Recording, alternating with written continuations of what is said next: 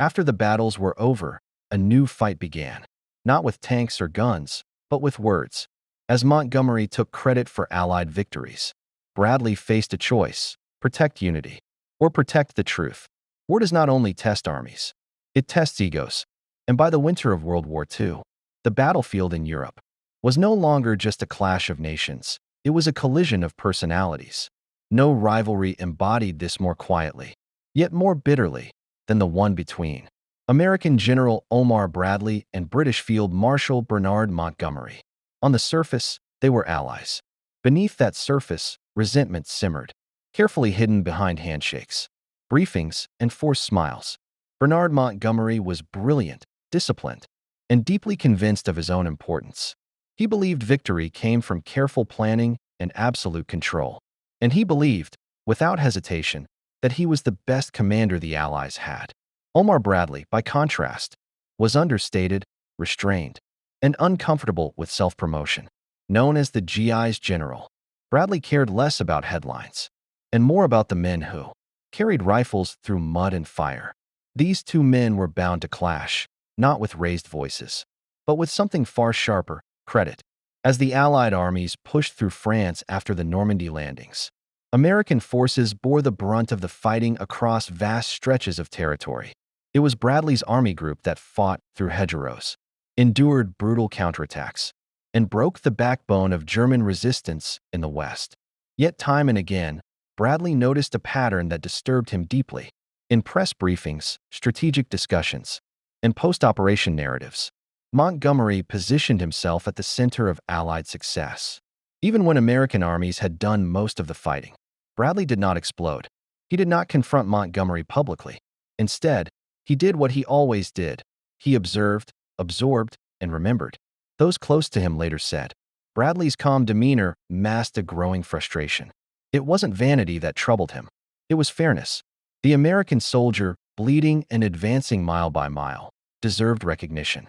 And Bradley could not ignore the feeling that Montgomery's carefully crafted public image came at their expense. The tension sharpened after Normandy. Montgomery had commanded the land forces during the invasion, and he never let anyone forget it. In interviews and briefings, he framed the campaign as a single, cohesive plan under his guidance. What he rarely emphasized was how quickly the war had expanded beyond his control, or how decisively American forces under Bradley and Patton had broken out and driven deep into France. Bradley listened as Montgomery spoke of my plan and my strategy, even as American armies surged forward far beyond what had originally been envisioned. Each time Montgomery spoke, Bradley felt the narrative slipping further away from the men who had earned it. Yet Bradley also understood the political reality of coalition warfare. Unity mattered. Public disputes could damage morale and fracture trust between allies. Privately, however, Bradley's patience was wearing thin.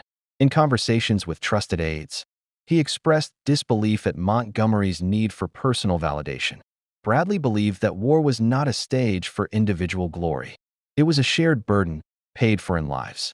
And when Montgomery appeared to take credit for victories earned by American blood, Bradley felt it as a personal insult, not to himself, but to his soldiers.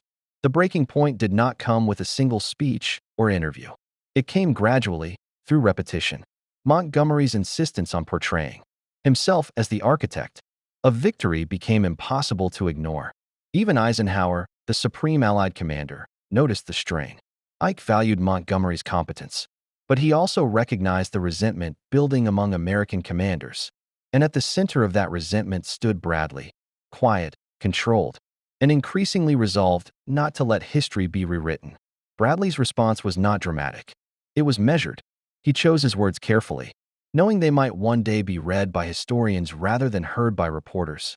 In private correspondence and later reflections, Bradley acknowledged Montgomery's abilities but challenged his narrative. He emphasized facts, timelines, contributions, and slowly, subtly, he began to push back. What Bradley said, when Montgomery took credit for American victories, was not shouted across a table. It was not delivered in anger. It was delivered with precision. He reportedly remarked to close associates that Montgomery was a careful general who never lost a battle, but never won one alone. It was a sentence that revealed everything Bradley felt: respect for Montgomery's caution and quiet rejection of his self-importance. Bradley understood something Montgomery never fully grasped. In a coalition war, victory belonged to no single man. It belonged to the alliance, to the system, and most of all, to the soldiers. And Bradley was determined that those soldiers would not be written out of their own story. As the war pressed on, the rivalry deepened. Montgomery continued to position himself as indispensable. Bradley continued to do the work. And between them grew an unspoken conflict, one that would shape not just how the war was fought, but how it would be remembered. The question was no longer whether Montgomery would claim credit. It was whether Bradley would allow history to accept that claim unchallenged. And that question would soon come to a head when the cost of ego collided with the cost of war. By the time the Allied armies reached the German border, the rivalry between Omar, Bradley, and Bernard Montgomery was no longer a quiet undercurrent. It was a strain that threatened the unity of the entire command structure. Publicly, the alliance remained intact. Privately, frustration hardened into resolve. Bradley had reached a point where silence felt like complicity. Montgomery's confidence had only grown with each success. In briefings, he spoke with the assurance of a man who believed history was already on his side. He described Allied victories as the unfolding of a grand design, his design. To journalists and politicians alike, Montgomery presented himself as the steady hand guiding the campaign.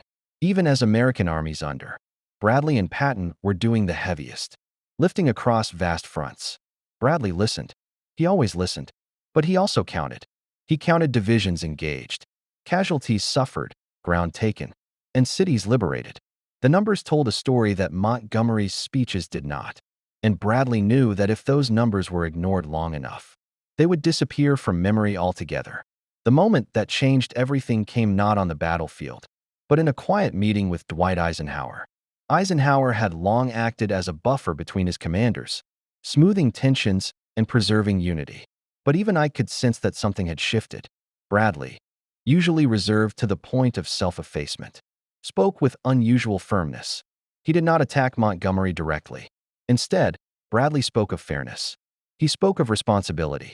He spoke of the American soldier who fought without expectation of glory, yet deserved honesty from those who led him. Bradley made it clear that allowing one commander to dominate the narrative was not just inaccurate, it was dangerous. It bred resentment, distorted lessons, and undermined trust. Eisenhower understood. He had faced similar challenges balancing Allied egos, and he knew Montgomery's need for recognition was not new. Ike reassured Bradley that history would sort it out, that the truth would endure. But Bradley was no longer satisfied with waiting for history. He believed leaders had a duty to speak while it still mattered. As the war continued, Montgomery's operations grew increasingly cautious. He favored set-piece battles, overwhelming force, and slow advances. Bradley respected this approach, but he also saw its limitations. While Montgomery planned meticulously, American forces adapted, improvised, and pushed forward under constant pressure. The contrast became impossible to ignore. Privately, Bradley began to voice what he had long kept inside.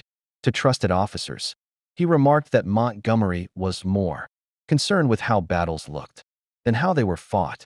It was not cruelty. It was frustration. Bradley felt that Montgomery's obsession with image came at the cost of momentum, and worse, at the cost of acknowledging those who bore the real burden of combat. The tension reached a critical point during discussions about future operations. Montgomery advocated for concentrated efforts under his control, while Bradley argued for broader advances that reflected the realities on the ground. Beneath the strategic disagreements lay a deeper issue: trust. Bradley no longer trusted Montgomery to represent American contributions honestly. Among American officers, Bradley's restraint became a symbol in itself. Many wanted him to confront Montgomery openly, to defend their achievements with the same confidence Montgomery displayed. Bradley resisted. He understood that public disputes between allies would serve only one enemy. The illusion of unity masked very real fractures. Yet even Bradley had limits.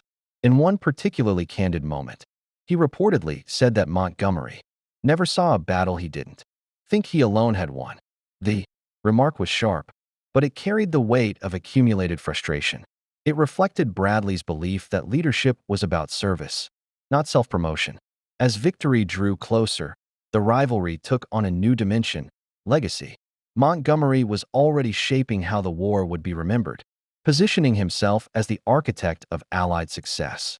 Bradley saw the danger in that narrative, not because it elevated Montgomery, but because it diminished everyone else. Bradley's response was subtle but decisive. He began documenting everything: operations, contributions, decisions, with meticulous care. He ensured that records reflected reality, not rhetoric. He knew that when the war ended, words would matter as much as deeds. And he was determined that the American story would not be told by someone else. The weight of command pressed heavily on Bradley during these months. He carried not just the responsibility of victory, but the burden of truth. He believed that honesty, even uncomfortable honesty, was part of leadership, and he knew that sooner or later, he would have to speak plainly about Montgomery. That moment was coming, and when it did, Bradley would choose his words carefully, but they would leave no doubt about what he believed, or who he believed truly deserved the credit for victory in Europe. When the war in Europe finally ended, the guns fell silent, but the battle over memory had only begun. Victory brought parades, speeches, memoirs, and medals. For many commanders, this was the moment to define their place in history. Bernard Montgomery understood this instinctively. He moved quickly, speaking confidently about the campaign, framing the narrative in ways that placed himself at its center. Omar Bradley watched this unfold with a mixture of fatigue and resolve. Bradley was not interested in competing for applause, but he was deeply concerned about truth. As he listened to post-war commentary, he noticed how easily complexity gave way to simplicity, and how often simplicity favored those who spoke the loudest. Montgomery's version of events gained traction not because it was entirely false, but because it was presented with certainty. Bradley knew that certainty, when repeated often enough, could eclipse reality. In private conversations after the war, Bradley finally allowed himself to speak freely. He acknowledged Montgomery's competence and professionalism, but he rejected the idea that the British commander was the driving force behind Allied success. Bradley emphasized that the war had been won through cooperation, adaptability, and the sacrifice of millions, not through the brilliance of any single man. One remark, remembered by those who heard it, captured Bradley's true feelings. He said that Montgomery was a good general, but a poor teammate. It was not an insult. It was an assessment. Bradley believed that leadership in a coalition required humility, and that Montgomery's inability to share credit undermined the very alliance that made victory possible. Bradley's most enduring response came not in speeches, but in writing. In his memoirs, he laid out the campaign with clarity and restraint. He credited Montgomery where credit was due, but he also documented the decisive role of American armies in breaking German resistance. He did not exaggerate. He did not attack. He let facts speak, trusting that honesty would outlast bravado. Montgomery, for his part, never fully accepted Bradley's perspective. He continued to defend his version of events, convinced that his planning had shaped the course of the war. Yet as years passed, historians began to revisit the records Bradley had so carefully preserved. The picture that emerged was more balanced, more complex, and more aligned with Bradley's view. History revealed that Allied victory was not the result of a single guiding hand, but of many hands working together, often in tension, sometimes in conflict. Montgomery's caution had its place. Bradley's steadiness had its value. Patton's aggression had its impact. None of them could have succeeded alone. In later interviews, Bradley was asked directly about Montgomery. His answer was calm, almost gentle. He said that coalition warfare required patience and compromise, and that not every disagreement needed to be aired publicly. But those who listened closely could hear the lesson beneath his words. Leadership was not about claiming credit. It was about accepting responsibility. Bradley's legacy grew quietly. He became respected not as a self-promoter, but as a leader who put his soldiers first and truth above ego. Montgomery's legacy, while still significant, became more contested. Historians debated his claims, weighed his contributions, and often turned to Bradley's records for clarity. In the end, what Bradley said when Montgomery took credit for American victories was less important than how he responded. He responded with restraint, with documentation, with faith that time would reward honesty over noise. And time did.